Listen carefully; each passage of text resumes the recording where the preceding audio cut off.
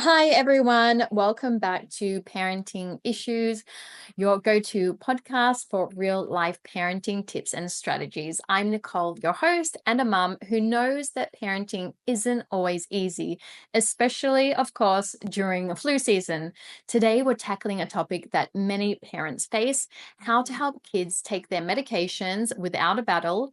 Joining us is Carissa Menard, a child life specialist who helps navigate trauma, illness, and everyday challenges. Welcome, Carissa. Thank you so much for being here today. Thank you so much, Nicole. I am so happy to be here. It's honestly one of my favorite things to help families handle just really challenging life circumstances like acute illnesses and chronic diseases. So I have lots of tips and tricks to share today. Amazing. So let's talk a little bit about flu season. It can be overwhelming, of course, between school absences, fevers, cranky kids, adding medication struggles to the mix. My son came home today with as we're talking about it, an ear infection and just, Oh, so yeah, it's a great topic for today. Um, no. and like why do so many kids resist taking medication? Even my son said, "Oh, okay, but I don't want eardrops," so there's always this battle. Yeah, definitely. It can be for a lot of different reasons. So obviously, sensory wise, it could be a taste thing, a texture thing. And so finding ways to help with those can be helpful. But for also lots of kids, it's a lack of control. So not feeling like they have a choice in like the matter can make a huge difference. And secondly, them not really fully understanding why it's being forced to take medication. So they're like, why am I taking this? Or why am I having to drink this yucky thing or take this yucky medicine, and helping to educate kids on why they have to take medicine and what the experience will be like can also be super helpful too.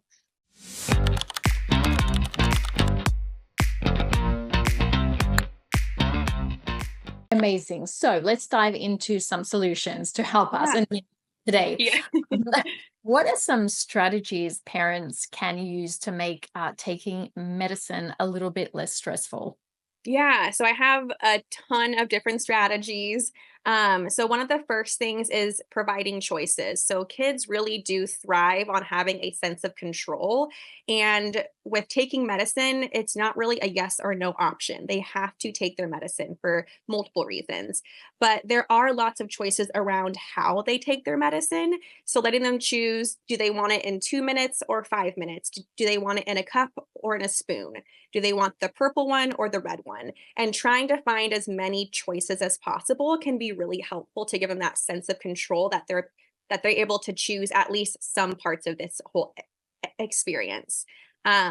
Using distraction is also really powerful. I think people really um, don't realize how helpful it can be to put on a favorite show or put on like a favorite YouTube show or favorite song and kind of distract your child while they're taking their medicine, because it's a sensory experience. And so, whatever we can do sensory wise to distract them during that can be really helpful. And I also tell parents to try to choose things that they don't normally get to do. So, say they don't get to have screen time before lunchtime. If they get to have screen time for their medication taking time, that makes that whole process feel like it's a special thing for them. And so, kind of finding those different things that they don't normally do and pairing that with taking medicine. And Mhm. also, I'm a huge advocate for helping to give kids knowledge about why we're asking them to do something. So, helping to empower them through knowledge, helping to educate them about what their medicine what their medicine's for, why they're taking it, what it tastes like, how it works, and helping to educate them. For kids, it's really important to make this really simple and concrete. So, using really simple language like this medicine the doctor gave you to help with your scratchy throat, or this medicine the doctor chose for you to help with your fever, and just using really simple, concrete language to help your child to understand why they're taking it. And for younger kids, I like to pair it with play. So maybe you teach their stuffed animal why they have to take medicine. So they have like a teddy bear of like, hey, Teddy, why do you have to take some medicine today? For this reason. And helping to teach them through play is also a really helpful avenue for younger kids as well. Wonderful. Love Another really popular thing that a lot of parents do, and I'm sure you've done too, is to flavor medicine, so to cover it up. Mhm. because it doesn't taste very good most of the time. And so there's lots of tips and tricks that I teach lots of nurses and parents in the hospital setting. You want to make sure to check with your pharmacist beforehand because some meds cannot be crushed or mixed with food, but if they can, mixing liquid meds with like some ice cream or peanut butter or like some applesauce and helping to cover it up that way. Crushed meds, one of my favorite tricks is like a slushy. So mixing like a melted popsicle and some Sprite or like some bubbling soda, or getting like a little sandwich cookie and taking the cream out, mixing it in the cream, and then putting it back together. And it's like a little sandwich cookie that they don't realize has medicine inside of it. And so finding ways to make it fun and creative. There's also lots of tips and tricks for teaching your kids how to swallow pills. But that's like a whole nother lesson I can teach on if needed as well, if we have time. But just really finding ways to cover up the flavor with really strong flavors that they won't necessarily taste the bitterness of the medication with. And then lastly, modeling is really, really helpful with kids, especially young kids, because whenever we're asking them to do something, if they don't know what the experience is going to be like, they can be resistant to it. And so, modeling what that experience will be like through play is really helpful. So, medical play, you have like a little stuffed animal and you model for them what this medication taking process will be like. That way, they know concretely what it will be like for them. And then giving your child the choice, does Teddy get to have his medicine first or after you? And kind of modeling it that way. And as a parent, also just modeling taking medicine is not this yucky, horrible thing. It's something that you do for yourself to help your body stay healthy and strong. And modeling in that way is also very powerful as well. Amazing tips. Great ideas. I Yeah. really love the modeling behavior. Yeah. Really do learn so much from watching us. I also take some like more supplements, and my kids are asking me for them all the time, so it's learn better Yeah. almost, right? Um, Mhm. really interesting. Mhm. So, what should parents do if their child still refuses, despite all those amazing strategies, by the way? So I'm sure like a lot of them would work. They sound great, but there are some children that, or maybe parents listening now that are really frustrated and they're like, well, I've done all that. So what now? Mhm, mhm. Yeah, yeah. So first and foremost is to stay calm. So often when we feel like we've tried everything, we just hold our child down and like force it, and that just causes the entire experience to be more traumatic and causes more of a negative association with medication taking. So trying your best to stay calm, trying as many things as possible, and trying to see if there's something else that you haven't thought of yet to maybe try. And also, I will say that a common contributor to resistance is when mistrust happens between the parent and the child because you lied to them about their medication taking. Because so often we've tried to cover up flavors, your child tastes it, they ask you, like, does this have medicine in it? And you're like, no, no, no, no, not at all. But they They know know. that it does because they can taste it, and now they've lost trust in you, and so whatever tactic you try now, they're gonna resist it because they don't know what to trust, and so I always tell parents from the very beginning to be super honest with your kids, even if it means that they might resist and it's a challenge to get them to take it. If you lose that trust, so many of these tactics won't work anymore because they've lost trust with you, and so if they flat out, like, straight say, "Hey, does this have medicine in it?" Instead of lying, if you feel like telling them will completely stop them from taking it, try a curiosity question instead of like, I'm not sure. I wonder what you think. And that's not Mhm. necessarily you lying. That's just giving them the chance to taste it and tell you what they think is the truth. And I think that's really, really helpful for parents because if we lie, we lose trust. But if we try our best to maintain that trust, these tactics will usually work better for them in the long run. And just keep working at it. It takes time. Taking medicine is not an enjoyable experience, and kids are resistant to things that are not enjoyable. So just keep practicing at it. It will get better. Thank you. That's very helpful, actually. Yeah. And speaking of, in terms of reinforcement, do you have any suggestions for creating long-term habits around taking medications? I guess maybe for children that need it on a consistent basis, let's say. Yeah, yeah. I think first and foremost, letting kids know what to expect is really important. So consistency is key for the entire sensory experience. So making sure that You're using the same choice of words, they're in the same place, they're taking it in the same way that has worked well for them. It's the same type of experience each time.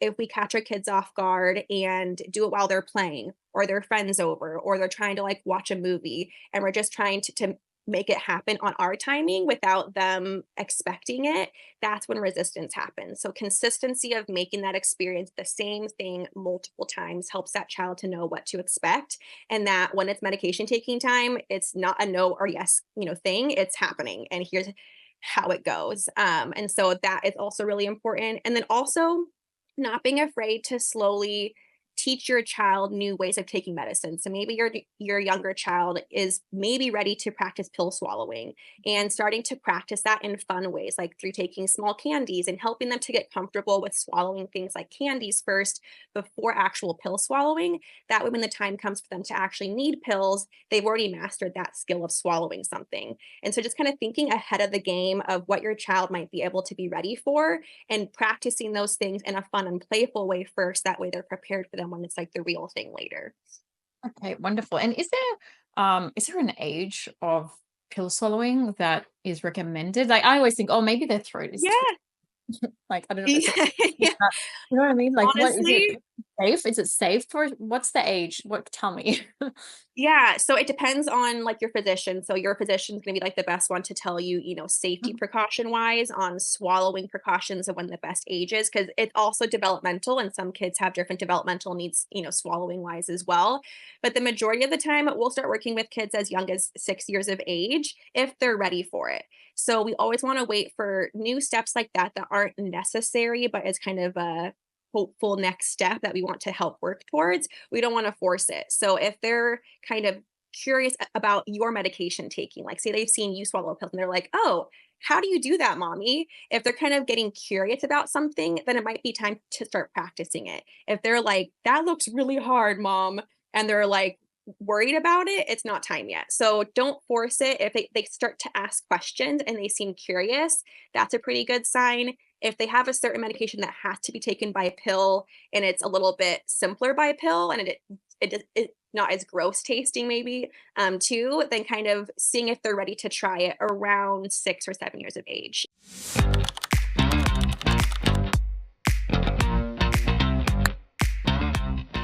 Before we continue, let's talk about something that can make parenting a little easier, the Levelty app. Levelty is a top rated family chore app that helps you organize and gamify for kids' routines.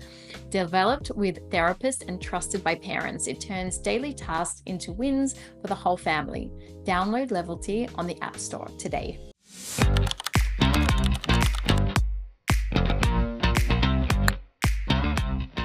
We know that illness impacts obviously kids' emotions as well. So, can you share a little bit of how can parents support their children beyond just managing their symptoms and more on the Mhm. emotional side?